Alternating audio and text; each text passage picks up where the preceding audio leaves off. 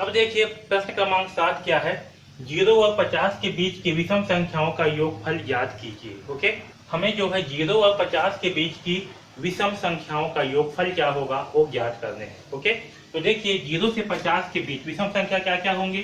तो विषम संख्या होगी 1, 3, 5, 7, 9, ऐसी करते हुए अंतिम विषम संख्या क्या होगी 49 होगी, है ना। इस प्रकार से होगी। अब देखिए ये जो 1 है इससे एक निश्चित संख्या बाद क्या है 3, यानी कि 1 में अगर हम 2 जोड़ेंगे तो हमें क्या प्राप्त होगा 3, 3 में 2 जोड़ेंगे तो हमें 5 प्राप्त होगा, 5 में 2 जोड़ने पर 7। ओके, ठीक है। तो ये जो है क्या है, ये जो है एक निश्चित क्रम पे है ना। मतलब ये क्या है, ये जो है एक समांतर श्रेणी है। ओके, तो जब ये समांतर श्रेणी होगा तो इस समांतर श्रेणी का प्रथम पद क्या है, तो इसका प्रथम पद है ए का मान क्या है 1 है। ओके, इस समांतर श्रेणी का आपका प्रथम पद क्या है ए। और देखिए इस समांतर श्रेणी में हमें सार्वधान्तर क्या प्राप्त होगा, यानी कि डी का मान। तो 3 - 1 करने पर हमें डी का मान प्राप्त होगा 2। ठीक है, यहाँ तक जो है सबको समझ में आया।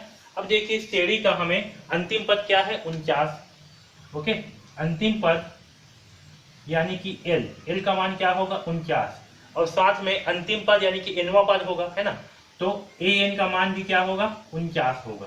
ठीक, यहाँ तक जो है सबको समझ में आया। तो देखिए ए एन बराबर क्या होता है, ए एन बराबर होता है a plus n minus 1 into d. तो हम जो है इस फार्मूले पे इन सारे मानों को रख देते हैं। ए एन का मान कितना है, तो ए एन का मान है 49, बराबर ए का मान कितना है, तो ए का मान है 1, प्लस एन का मान एन ही होगा -1, डी का मान कितना है 2 है। ओके, अब इसे हल करते हैं। तो देखिए 49 बराबर 1 प्लस एन इंटू 2 का मान क्या होगा, तो ये होगा 2n, -1 इंटू 2 तो होगा -2। ओके, तो यहाँ होगा 49 बराबर 1 और -2 का मान क्या होगा, तो -1, यहाँ होगा 2n माइनस। ओके, आया समझ में। इस -1 को इस सब पक्षांतर करेंगे तो क्या होगा 49 प्लस 1 बराबर 2n, और यहाँ से क्या होगा 49 और 1 ये होगा 50 बराबर 2n, और यहाँ से हमें n का मान क्या प्राप्त होगा, तो यहाँ से हमें n का मान 50/2 प्राप्त होगा, यानी कि 2 एकम 2, 2 पच्चीसम 50। तो हमें यहाँ से n का मान प्राप्त होगा 25। क्या प्राप्त होगा,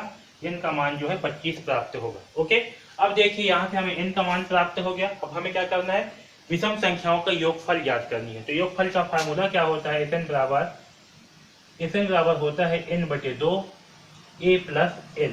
ओके, तो हम जो है इन सारे मानों को इस फार्मूले पे रख देते हैं। n का मान कितना है 25, तो यहाँ होगा 25/2।